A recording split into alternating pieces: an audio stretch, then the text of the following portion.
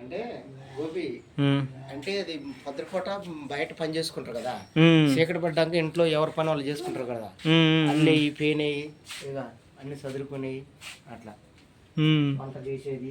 లైట్లు కూడా పెట్టారుగా. మరి అప్పుడు దీపాలు ఉంటాయి కదా, మరి ముఖం ముందే పెట్టుకోవాలి కదా, ఇంట్లో కరెంట్ కిరసనాలు పోయి ఎవరైనా బాగా సెట్ చేశారు. ఎలా నా ఆలోచన వచ్చింది. అన్నం తింటే అన్నం పళ్ళ ముందు పెట్టుకునేవాళ్ళుగా, అట్లా ఇవి పెట్టారు.